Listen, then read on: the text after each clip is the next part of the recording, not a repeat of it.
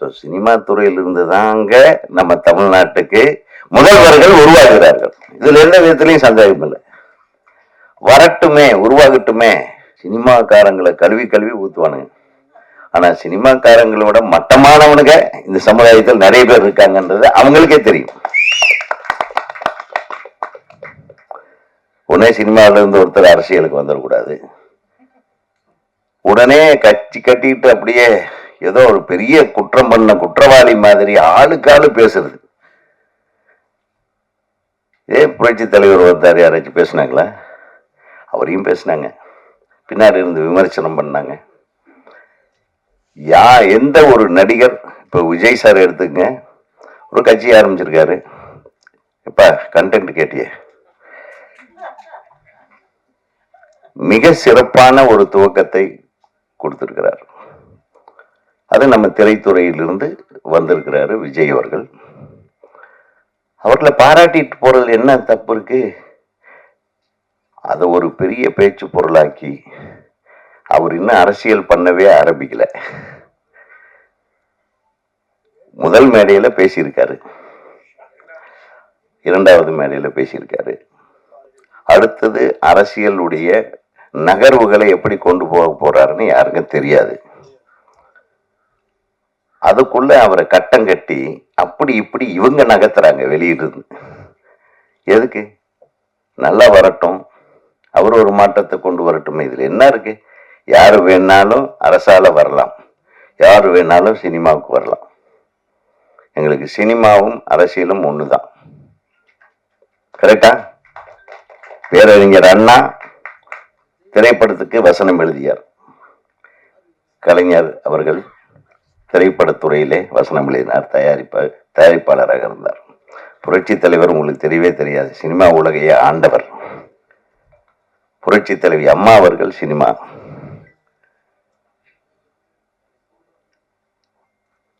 இன்றைய முதல்வர் சினிமா துறையிலிருந்து வந்தாரு, இன்றைய துணை முதல்வர் சினிமா துறையில் இருக்காரு. ஸோ சினிமா துறையிலிருந்து தாங்க நம்ம தமிழ்நாட்டுக்கு முதல்வர்கள் உருவாகிறார்கள். இதுல எந்த விதத்திலையும் சந்தேகம் இல்லை. வரட்டுமே, உருவாகட்டுமே. அது என்ன, வர்றதுக்கு முன்னாடியே 1008 பிரச்சனையை பண்ணி ஒருத்தர் குழப்புறதுக்குன்னே எல்லாம் ரெடியா இருக்கிறாங்க. எப்படி ஒரு சினிமா ரிலீஸ் ஆகி ஃபர்ஸ்ட் ஷோவிலேயே எல்லாத்தையும் குழப்புறாங்களே, அந்த மாதிரி இதையும் குழப்ப நினைக்காதீங்க. ஸோ சார் உடைய பேர் சொன்னோன்னே ஓகே, பட் அதுக்கு முன்னாடி அவரை பத்தி கொஞ்சமாவது சொல்லணும் இல்லையா? அது ஆக்சுவலி ஒன்று சொல்லுவாங்களே, உன் நண்பனை பத்தி சொல்லு, நீ யாருன்னு சொல்றேன்ட்டு. சாருடைய படங்களை பார்த்தாலே தெரியும் சார் வந்து யாரு அப்படின்ட்டு. அந்த மாதிரி முத்தான படங்களை கொடுத்தவர். இப்போ கமர்ஷியல் படங்கள்னா முன்னாடியே சொன்ன மாதிரி ஒரு மாதிரி மாசா இருக்கணும். சாருடைய படங்கள் வந்து செம்ம மாசா இருக்கும், ஆனா ஓவர் கமர்ஷியலா இருக்காது, அப்படியே ஒரு மாதிரி சூதிங்கா இருக்கும். அதுலயே எல்லாத்தையும் கன்வே பண்ணுவாரு, லவ், எமோஷன் அப்படின்ட்டு பல விஷயங்களை வந்து கன்வே பண்ணக்கூடிய ஒரு சிறப்பான இயக்குனர். 90s வந்து பயங்கரமா வலம் வந்த ஒரு இயக்குனரா இருக்காரு. இப்போ வந்து இயக்குனர்கள் சங்க தலைவரா இருக்காரு. உதயகுமார் சார் அவர்களையும் பேசுமாறு அன்புடன் அழைக்கிறோம்.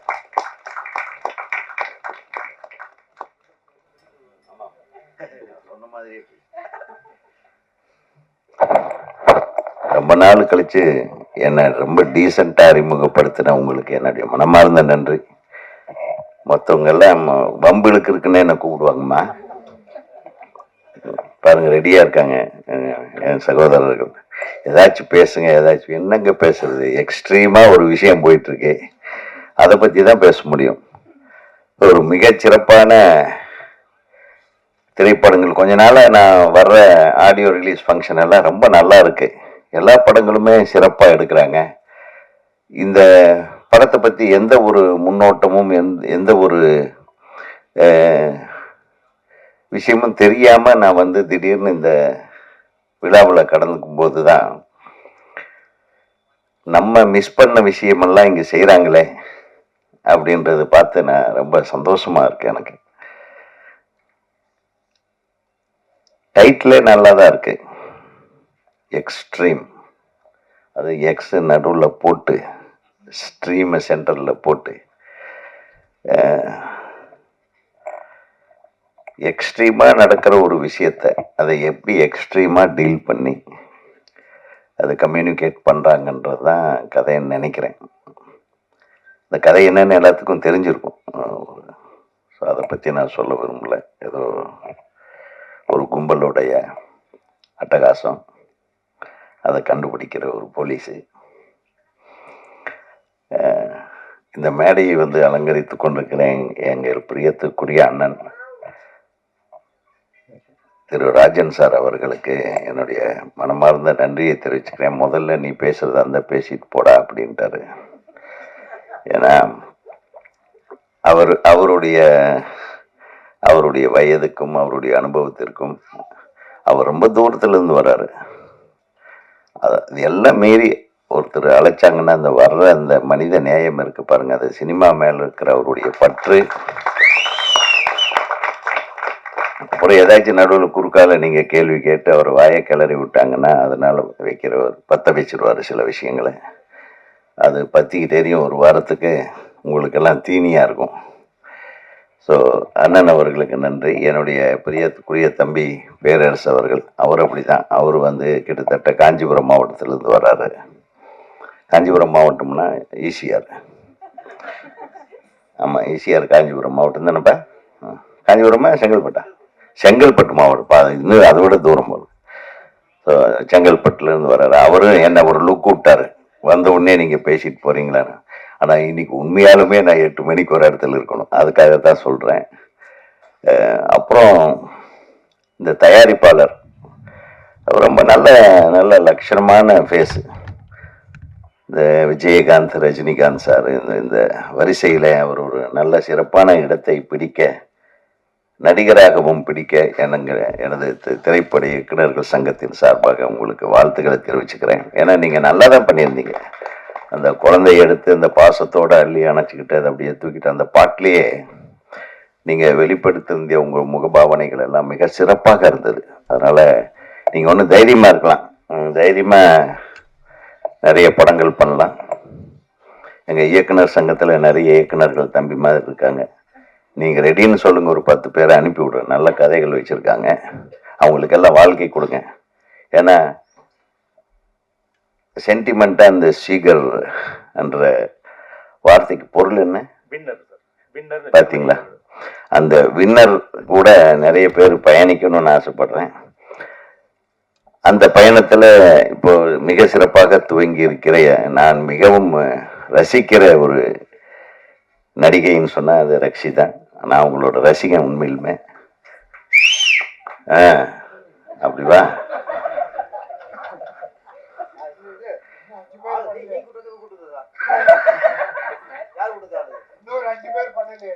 ஏன்னா நான் போன வாரம் ஒரு படம் பார்த்தேன் 4 நாளைக்கு முன்னாடி. அதுலேயும் ரக்ஷிதா சூப்பராக நடிச்சிருந்தாங்க. அதாவது வெரி வெரி டிஃப்ரெண்ட் கேரக்டர். அது நடிக்கிறது மிகப்பெரிய தைரியம் வேணும். இது ஆக்சுவலாக இவங்களுடைய ஒரிஜினல் தைரியத்தோட இதில் நடிச்சிருக்காங்க. அந்த போலீஸ் கம்பீரம், அந்த லுக்கு. பொதுவாகவே இந்த இவங்களுக்கு கண்ணழகின்னு ஒரு பேர் வைக்கலாம். அவ்வளோ அழகான கண்ணு. ரொம்ப சந்தோஷம் என் பக்கத்தில் உட்கார்ந்ததுக்கு. ஓகேவாப்பா? நான் அதுக்காக தான் வேற யாரும் உட்கார்ந்து போகிறாங்களோன்ட்டு நான் அப்படியே கரெக்ட் பண்ணி வச்சுட்டே இருந்தேன். அப்புறம் பேரரசை இந்த பக்கம் உட்காந்து வச்சு உங்களுக்கெல்லாம் மகிழ்ச்சியை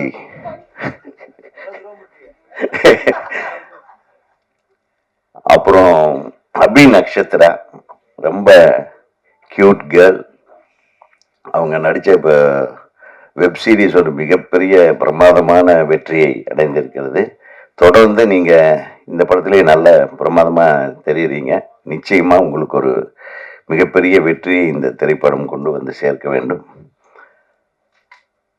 இவங்களை எல்லாம் விட நம்ம தொழில்நுட்ப கலைஞர்கள்னு பார்த்தா ரொம்ப அழகா பேசுறதுக்கு ஆரம்பிக்கிறதுக்கு முன்னாடியே முடிக்கிற ஆட்களை எல்லாம் பார்த்தோம். ஒளிப்பதிவாளர் மிக சிறப்பாக இருந்தது உங்கள் ஒளிப்பதிவு. எடிட்டிங் வாஸ் ரியலி குட் தம்பி. ரொம்ப ரொம்ப நல்லா பண்ணியிருந்தீங்க. ஏன்னா இந்த மாதிரி படங்களில் ஒரு கொகரன்சியும் வேணும், அதே மாதிரி ஒரு டெம்போவும் வேணும். மியூசிக் பிரமாதமாக இருந்தது. ரீரெக்கார்டிங் எக்ஸ்ட்ராடினரி ரீரெக்கார்டிங் ஒரு இம்பேக்டை கிரியேட் பண்ணுச்சு. டெஃபினட்டாக இந்த படத்துலையும் அந்த இம்பேக்ட் தொடர்ந்து வரும் அப்படின்ற ஒரு நம்பிக்கை எனக்கு இருக்கு. அப்புறம் வில்லன், எங்கே ஒரு வில்லன் வில்லன் பின்னாடி நிற்கிற பயமா இருக்குப்பா, உட்காருப்பா. அவரும் பிரமாதமான முகத்தோற்றம், பாவனை, எல்லா செலெக்ஷனும் நல்லா இருக்கு டைரக்டரை. இத்தனை பேரையும் வச்சு மேய்ச்சிருக்கிற எஜமானி அம்மா தயாரிப்பாளர், அவங்க வந்து எவ்வளவு அமைதியா ஒரு, அதாவது ஒரு ஒரு வீட்டுக்காரர் படம் எடுக்கிறேன்னா, ஏங்க உங்களுக்கு வேற வேலை இல்லையா, நம்ம தொழில் நல்லா தானே போயிட்டு இருக்கு, இந்த சீக்கிரம்னு ஒரு நம்ம ட்ரைனிங்கு ஒரு கோச்சிங் இது மாதிரி நம்ம பண்ணிட்டு இருக்கோம், அது நல்லா தானே போயிட்டு இருக்கு, இதுல எதுக்கு இது அப்படின்னு எல்லாம் தடுக்காம தன் கணவருடைய ஆசைக்கு பின்புலமாக இருந்து எத்தனை பேர் இன்னைக்கு இருக்காங்க சொல்லுங்க, ரொம்ப கஷ்டம். So you are really great madam, நீங்க ரொம்ப நன்றி. ஏன்னா நம்ம எத்தனையோ பேர் படம் எடுக்கலாம், ஆனா தன் கணவன் படம் எடுத்து அதுலேயும் அழகழகான ஹீரோயின்கள் நடிக்கிற படத்துல உங்க கணவரை ஹீரோவை வேற நடிக்க வச்சு என்ன தைரியம் உங்களுக்கு?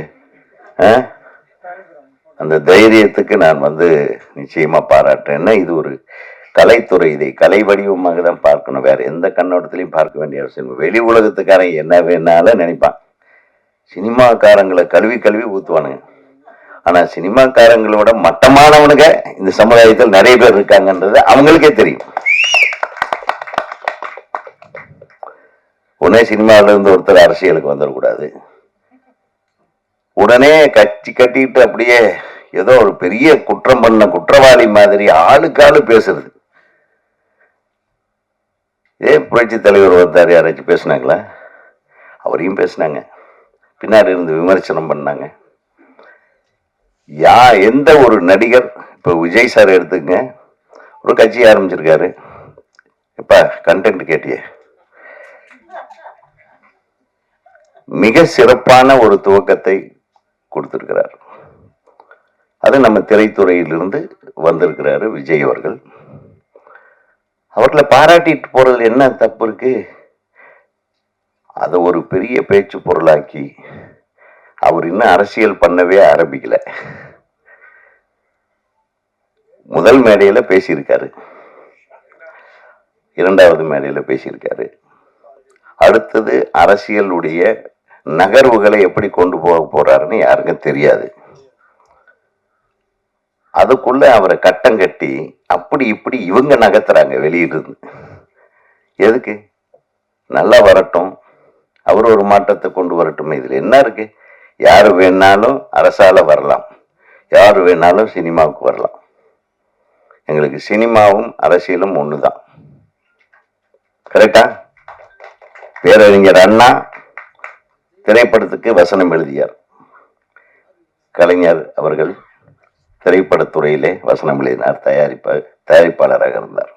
புரட்சி தலைவர் உங்களுக்கு தெரியவே தெரியாது, சினிமா உலகையே ஆண்டவர். புரட்சி தலைவி அம்மா அவர்கள் சினிமா.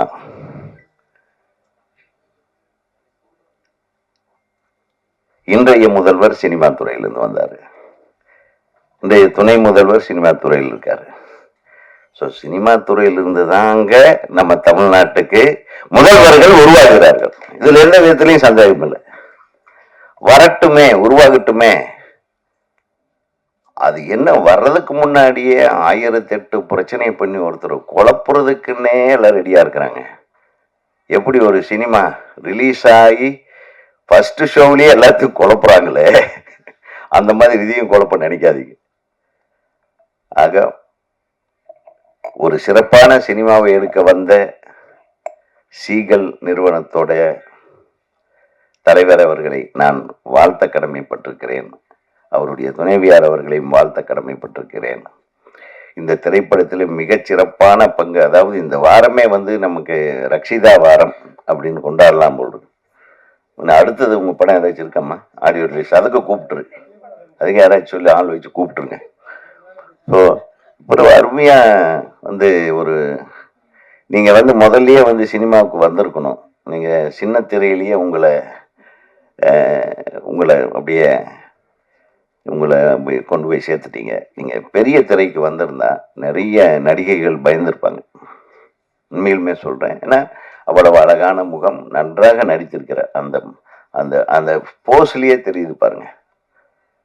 அது ஒரு சிறப்பான திரைப்படத்தை நான் எதிர்பார்க்கவே இல்லை. ஒரு டைரக்டர் இவ்வளவு அழகா உன்னுடைய ஷார்ட்ஸு, இந்த கம்போசிங்கு, இந்த டைலாக்கு, இந்த ஸ்ட்ரக்சர், உன்னுடைய கிராஃப்ட்மேன்ஷிப் தெரியுது டைரக்டர் சார். ஸோ நீங்கள் இன்னும் திரைப்பட இயக்குனர் சங்கத்தில் உறுப்பினர் ஆயிட்டீங்களா? ஆயிடணும். நாளைக்கு ஆள் அனுப்பி கரெக்டா நம்ம ஒவ்வொருத்தையும் சொல்கிறேன். சங்கத்தில் சேர்ந்துட்டீங்கன்னா சங்கம் ஏதாச்சும் ஒரு பிரச்சனைன்னா உங்களுக்கு வந்து நிற்கும், இல்லைன்னா கஷ்டமாயிடும்.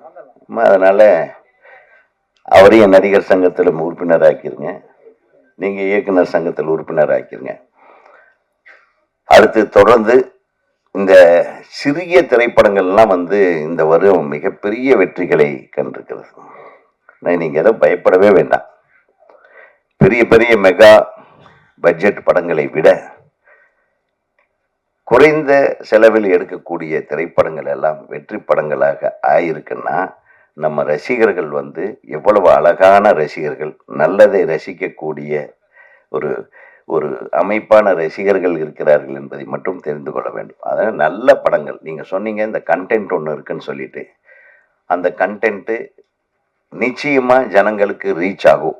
ஏன்னா அந்த அளவுக்கு வந்து இந்த படத்தில் எனக்கு என்னமோ தோணும், இந்த படம் ஒரு பெரிய ஹிட் ஆகும், எல்லாரும் பரபரப்பாக பேச வைக்கக்கூடிய ஒரு படமாக இது மாறும்னு எனக்கு தோணுது. அது தோன்றதை சொல்கிறேன். இறைவன் அருளால் இந்த திரைப்பட தயாரிப்பாளர்களும் தொழில்நுட்ப கலைஞர்களும் இதில் நடித்திருக்கிற அனைத்து நடிகர் நடிகைகளும் நிச்சயமாக வெற்றி பெற வேண்டும். உங்கள் பாராட்டுகளை பெற வேண்டும். எங்கள் சகோதரர்கள் நல்ல விஷயத்தை வேகமாக கொண்டு போய் சேர்த்துருவாங்க. நம்ம நண்பர்கள் இல்லாத சில ஊடகங்கள் தப்பாக கொண்டு போய் சேர்ப்பாங்க, அது வேற விஷயம். அதை பற்றியெல்லாம் கவலைப்படாதீங்க. ஸோ நம்ம நண்பர்கள் நிச்சயமாக உங்களை வாழ்க வாழ்க என்று வாழ வைக்கத்தான் அவர்கள் இங்கே வந்திருக்கிறார்கள். ஆகவே அவர்களுக்கும் எனக்கு நன்றி செலுத்தி கொண்டு என்னுடைய உரையை முடிக்கிறேன். வாழ்க வெல்க எக்ஸ்ட்ரீம். நன்றி சார். அடுத்ததாக தமிழ்நாடு திரைப்பட இயக்குநர்கள் சங்கம் சார்பாக எக்ஸ்ட்ரீம் படத்துடைய இயக்குனர் மற்றும் தயாரிப்பாளர்களுக்கு இயக்குனர் சங்க தலைவர் அவர்கள் தற்போது பொன்னாடை போர்த்தி மரியாதை செய்வார்கள்.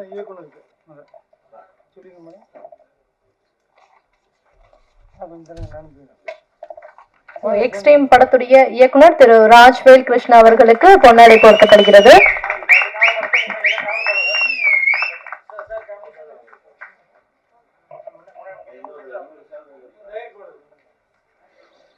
அடுத்ததாக எக்ஸ்ட்ரீம் படத்துடைய தயாரிப்பாளர் திரு ராஜ்குமார் அவர்களுக்கு இயக்குனர் சங்க தலைவரும் செயலாளர் அவர்கள் தற்போது பொன்னாடை போர்த்தி மரியாதை செய்கிறார்கள்.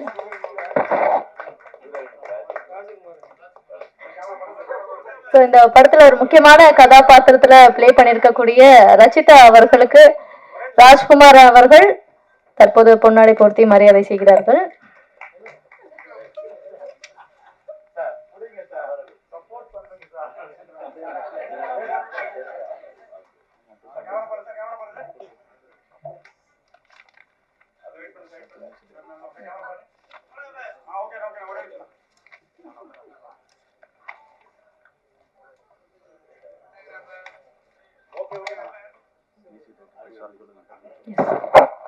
Thank you sir, thank you so much.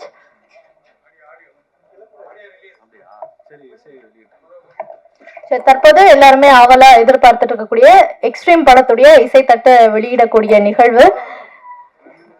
Extreme படத்தை சப்போர்ட் பண்ணி இன்றைக்கு இந்த நிகழ்வுக்கு வருகை தந்திருக்கும் சிறப்பு விருந்தினர்கள் அனைவரும் இணைந்து எக்ஸ்ட்ரீம் படத்துடைய இசைத்தட்ட வெளியிட மேடையில் இருக்கக்கூடிய படக்குழுவினர் இசைத்தட்டை பெற்றுக் கொள்வார்கள்.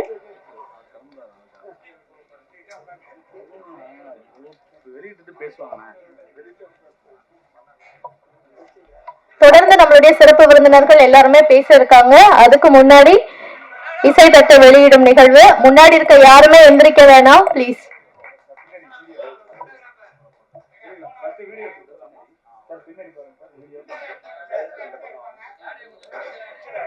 கொஞ்சம் மொபைல்ல எடுத்துட்டு இருக்க எல்லாருமே கை உயர்த்தி எடுக்க வேணாம். பின்னாடி கேமரா எல்லாருமே ரெக்கார்ட் பண்ணிட்டு இருக்காங்க.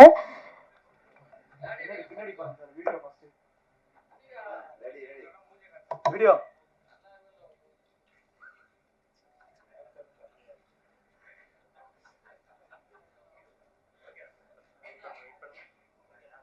அப்படியே இருங்க சார் அப்படியே யாரு ரெடி ரெடி ரெடி போட்டோ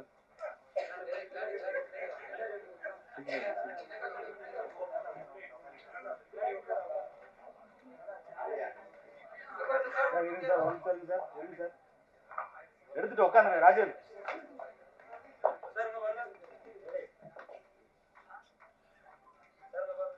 நல்லா எடுப்பான் பின்னாடி போங்க. ஸோ எக்ஸ்ட்ரீம் படத்துடைய இசைத்தட்ட மேடையில் இருக்கக்கூடிய சிறப்பு விருந்தினர்கள் அனைவரும் வெளியிட படக்குழுவினர் பெற்றுக்கொண்டிருக்கிறார்கள். ஒரு சிறப்பான தருணம். ஸோ சிறப்பு விருந்தினர்களுக்கு மிக்க நன்றி. அடுத்ததா